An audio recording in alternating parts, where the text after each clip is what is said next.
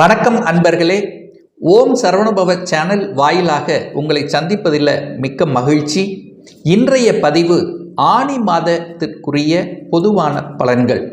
முதலில் ஆனி மாதத்தினுடைய கிரக அமைப்புகளை பார்க்கலாம்.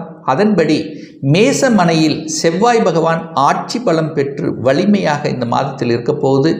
ரிஷபமனையில் தனக்காரகன் என்று சொல்லக்கூடிய குரு பகவான், கால சக்கரத்தினுடைய மூன்றாவது வீடான மிதுன மனையில் 3 கிரகங்கள் சூரியன், சுக்கிரன், புதன். இதில் புதன் பகவான் ஆட்சி பலத்தோட வலிமையாக உட்கார்ந்திருக்கு.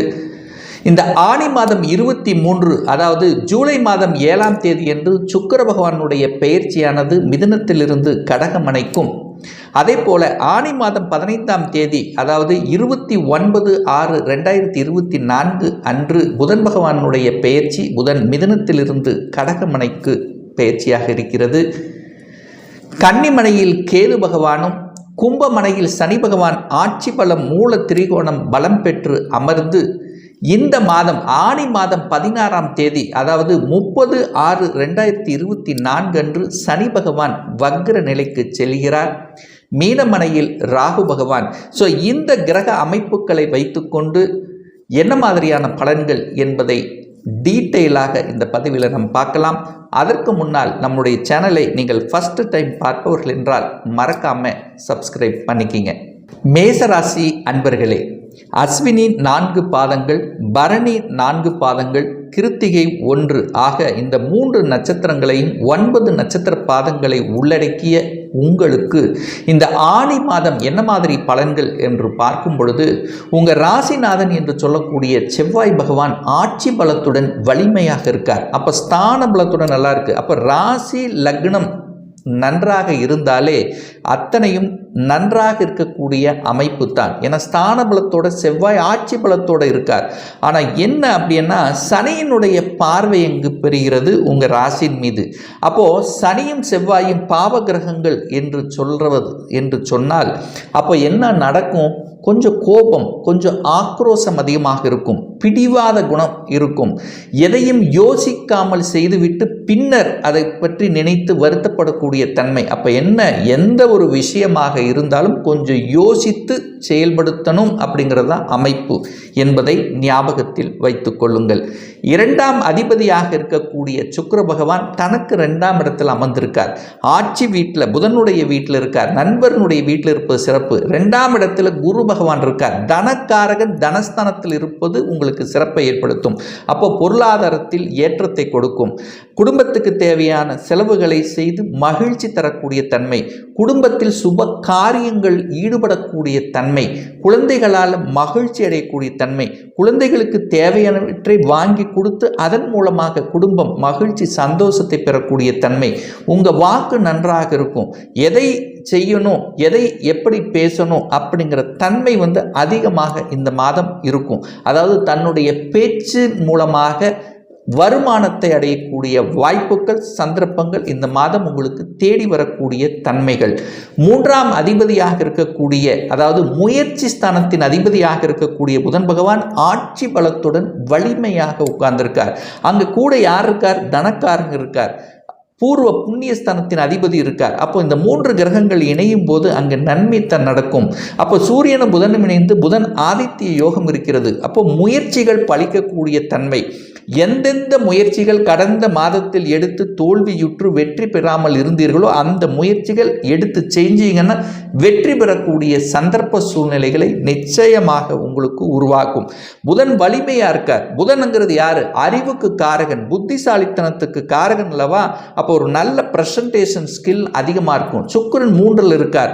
அப்போ கலைத்துறையில் ஈடுபாடு அதிகமாக இருக்கும். அதுவும் குறிப்பாக இசைத்துறையில் இருக்கின்ற இந்த மேசராசி என்பவர்களுக்கு ஒரு நல்ல வளர்ச்சியை கொடுக்கக்கூடிய அமைப்பு, புகழ் தரக்கூடிய அமைப்பு. அதில் ஒப்பந்தங்கள், இசை சார்ந்த விஷயத்தில் ஒப்பந்தங்கள் கிடைக்கக்கூடிய தன்மைகள் இதெல்லாமே நன்றாக இருக்கும். அதே சமயத்தில் ஊடகத்துறையில் இருக்கின்றவர்களுக்கும் கூடுதல் வளர்ச்சியை கொடுக்கக்கூடிய ஒரு நல்ல மாதமாக அமையும். 5ஆம் அதிபதி யாரு? சூரிய பகவான். அவர் தனக்கு 11ஆம் இடமான லாபஸ்தானத்தில் இருப்பது உங்களுக்கு நன்மையை தரக்கூடிய தன்மை. அப்ப தகப்பன் மூலியமாக ஏதாவது ஒரு ரூபத்தில் நன்மைகள் தரக்கூடிய அமைப்புகளும் சந்தர்ப்பங்களும் உங்களுக்கு ஏற்படுத்தும். ஆனா அதே சமயத்தில் 5ஆம் இடத்தை சனி பார்த்து கெடுக்கிறார் அல்லவா? அப்ப பூர்வீக சார்ந்த விஷயத்தில், அதாவது பாக பிரிவினை சார்ந்த விஷயத்தில் சில தொந்தரவுகள் பிரச்சனைகளையும் ஏற்படுத்தக்கூடிய தன்மை. என சனி செவ்வாயை பார்த்து கெடுக்கிறார். அந்த சனி 5ஆம் இடத்தை கெடுக்கிறார். ஸோ அப்போ அந்த பூர்வீகம் சார்ந்த விஷயத்தில் சில தொந்தரவுகள் வருவதற்கான வாய்ப்புகள் இருக்குது. அப்போ அதில் கொஞ்சம் சரியாக இருந்து கொள்வது உங்களுக்கு சிறப்பு. அதே சமயத்தில் பார்த்தீங்கன்னா குழந்தைகளினுடைய நலன்கள் திருப்திகரமாக இருக்கக்கூடிய அமைப்பு. குழந்தைகளினுடைய படிப்பு சார்ந்த விஷயங்கள் நல்லவைகள். குழந்தைகள் எந்த கோர்ஸ் படிக்கணுமோ அந்த கோர்ஸ் படிக்கக்கூடிய வாய்ப்புகள் சந்தர்ப்பங்கள் அத்தனையும் நல்லவைகளாக இருக்கிறது. 6ஆம் இடம் என்பது கடனை குறிக்கக்கூடிய, நோயை குறிக்கக்கூடிய, எதிர்ப்பை குறிக்கக்கூடிய, வேலையை கொடுக்கக்கூடிய ஒரு இடம் தான் அந்த 6ஆம் இடம்.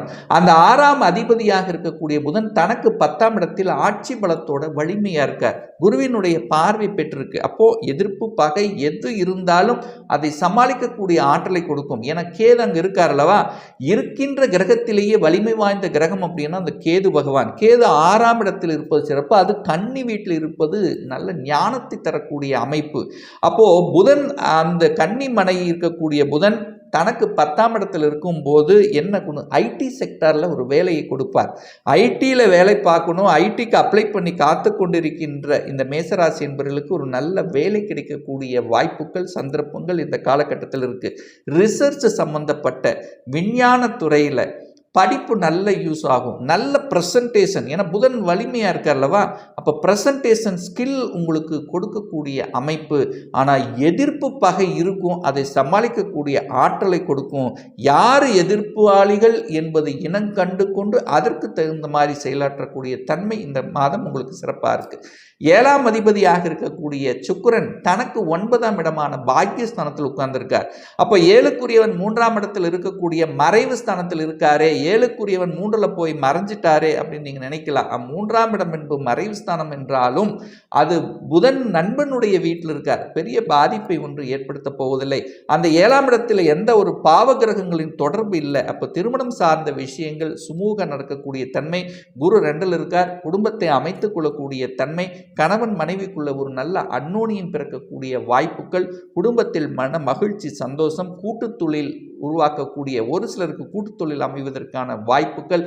சமூகத்தில் மேன்மைகள், அதாவது நல்ல வேலை செஞ்சிருப்பீங்க, சமுதாய பணி ஆற்றி அதன் மூலமாக பெயரின் புகழும் கொடுக்கக்கூடிய தன்மைகள் இந்த மாதம் உங்களுக்கு நல்லா இருக்கு. 8ஆம் இடம் என்பது ஒரு வலி வேதனை சொல்லக்கூடிய இடம் தான் அந்த 8ஆம் இடம்.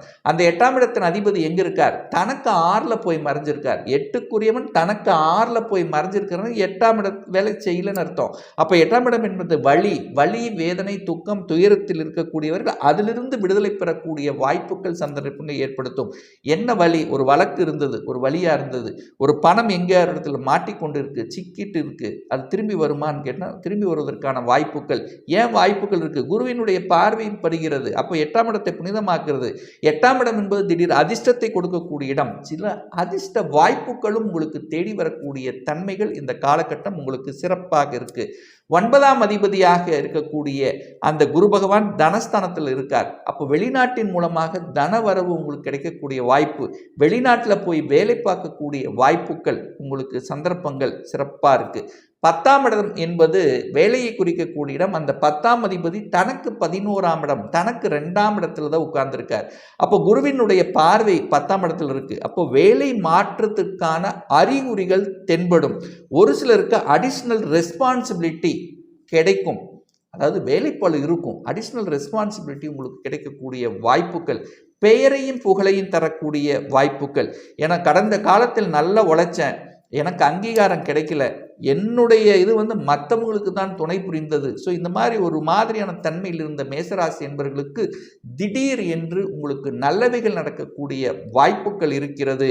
ஏன் சொல்கிறேன் அப்படின்னா, சனி பகவான் வக்ரமாகிறார். அப்போ சனி பகவான் வக்ரமாகறனா கடந்த காலத்தில் எதையெல்லாம் கொடுக்க முடியாமல் தடைபட்டு கொண்டிருந்தது என்கின்ற விஷயங்கள் எல்லாம் அதற்கு எதிர்மறையாக மாற்றக்கூடிய தன்மை, ஏன்னா தன்னுடைய இயல்புக்கு மாறிய தன்மை, நல்ல வேலை இல்லாதவர்களுக்கு நல்ல வேலை கிடைக்கக்கூடிய தன்மையை உருவாக்கும். ஒரு ப்ரமோஷன் கிடைக்காதவர்களுக்கு திடீர் ப்ரமோஷன் கிடைக்கக்கூடிய வாய்ப்பு. வெளிநாட்டு விசா அப்ளை பண்ணிட்டு இருக்கேன், ஆனால் விசாவே கிடைக்க மாட்டேங்குது, வெளிநாட்டு வேலையை கிடைக்கலையே, இந்த மாதிரி கிடைக்காத தன்மைகள் கிடைக்க பெறக்கூடிய வாய்ப்புகள், சந்தர்ப்பங்கள் இந்த மாதம் உங்களுக்கு நிச்சயமாக உருவாக்கும். ஏன்னா 12ஆம் இடத்தில் ராகு உட்கார்ந்திருக்கார், குருவினுடைய வீட்டில் இருக்கார்.